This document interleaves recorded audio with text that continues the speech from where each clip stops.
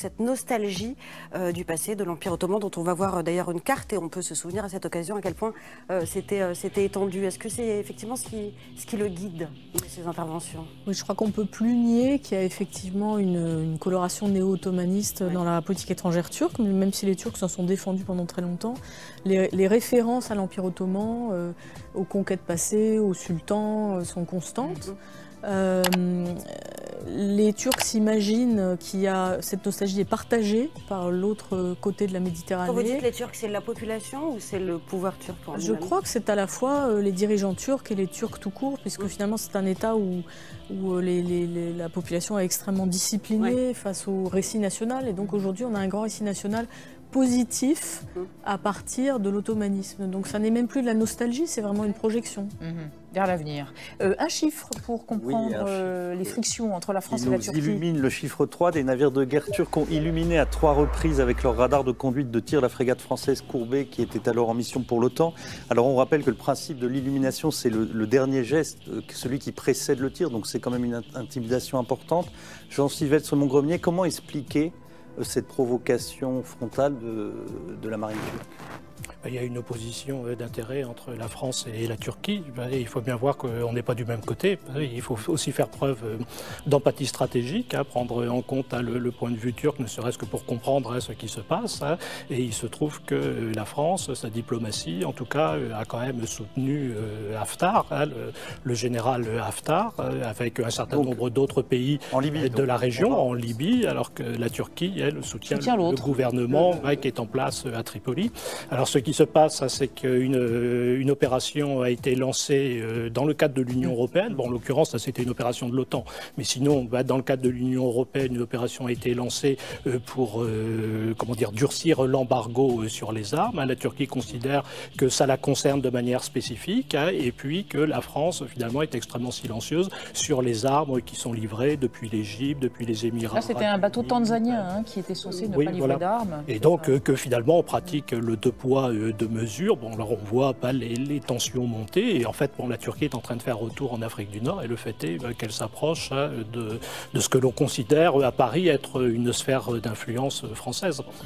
Alors Agnès Levallois, en Libye, il y a aujourd'hui des tensions très fortes entre plusieurs puissances étrangères. Est-ce que vous pouvez nous faire le tableau de ce théâtre avec notamment les différentes alliances entre ceux qui soutiennent Haftar et ceux qui soutiennent le gouvernement reconnu par l'ONU? Alors il y a d'un côté le gouvernement reconnu par l'ONU, donc de Sarraj, qui lui est soutenu par la Turquie essentiellement.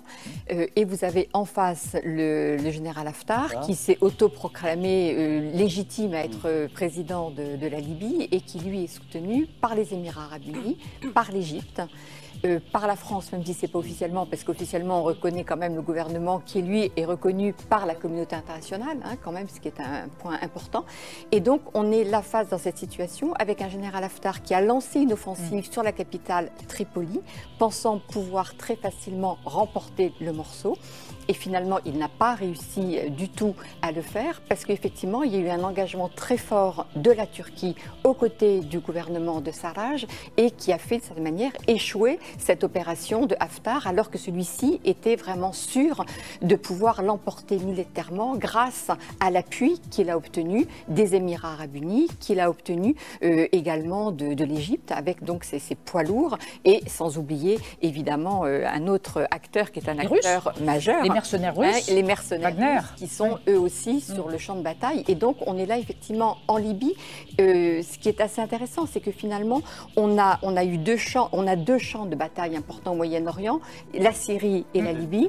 Et on a tendance aujourd'hui à parler d'une syrianisation du conflit en Libye, où on voit des alliances qui se font et qui essayent de s'imposer sur le terrain. Dorothée Schmitt, vous partagez ce constat de notre ministre des Affaires étrangères sur la syrianisation de la Libye? Ça veut dire quoi d'ailleurs? Je pense que quand on parle de syrianisation de la Libye, c'est qu'on voit intervenir sur le terrain libyen des acteurs en l'occurrence, quand on est français, qu'on ne souhaite pas y voir intervenir. Je crois que c'est beaucoup ça aussi, tout simplement, c'est qu'on considère cette Méditerranée nord-africaine comme un peu l'arrière-cour de la France. Et aujourd'hui, on a à la fois des acteurs russes, dans un premier temps, qui ont été le soutien décisif au départ pour le maréchal Haftar, et puis maintenant, la Turquie qui a réussi à retourner la situation. Or, je me souviens très bien qu'au début de la guerre en Syrie, quand les Français ont vu les Turcs s'impliquer sur ce terrain syrien et finalement s'impliquer plus que tout autre pays de l'OTAN notamment, il y avait une incrédulité à Paris là-dessus. On ne comprenait pas ce que les Turcs faisaient là.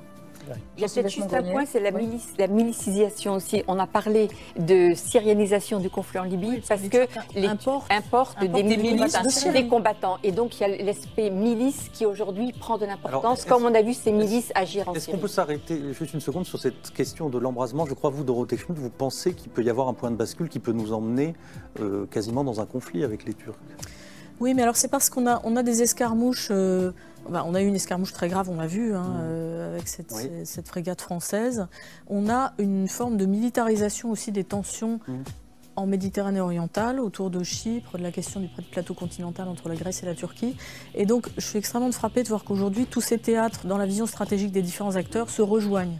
Alors qu'il y a encore 6 mois, quand on parlait de Chypre, je disais qu'il ne fallait pas tout mélanger. Non, Chypre d'un côté, c'est l'Union européenne, de l'autre côté, le reste. Sauf qu'aujourd'hui, on a le sentiment que les Turcs ont une vision stratégique de la Méditerranée et que du coup, les autres acteurs se mettent à comprendre que peut-être il y a une vision stratégique. Jean-Sylvestre Montgrenier, vous souscrivez à cette analyse sur un possible embrasement?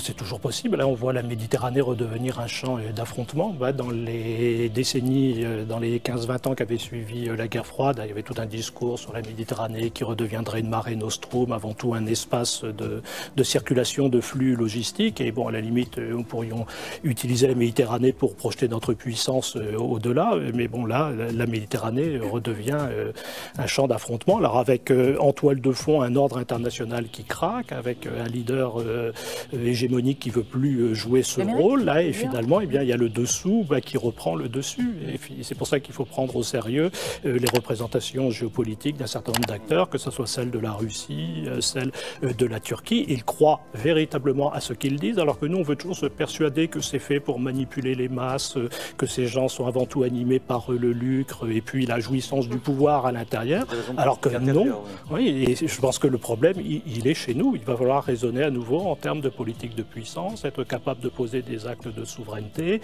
être capable de pratiquer une diplomatie coercitive. C'est-à-dire que finalement, entre la diplomatie coopérative qu'on a privilégié jusqu'alors et puis le summum qu'est la guerre, il y a quand même cet espace intermédiaire.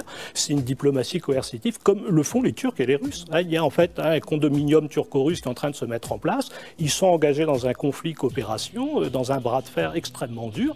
Ils n'hésitent pas à s'infliger. Un bras de fer coopératif, vous dites? Oui, tout à fait. C'est-à-dire qu'ils établissent à chaque fois, on change. Ils cherchent l'un et l'autre à modifier le rapport de force pour modifier le contenu de la négociation. Avec nous, à chaque fois qu'il y a des tensions qui montent, quelque part, tout de suite, le mot-clé, c'est désescalade, désescalade, désescalade. On a l'impression qu'on n'est plus capable de poser des actes de souveraineté. Et on revient à une époque marquée par des rivalités de puissance.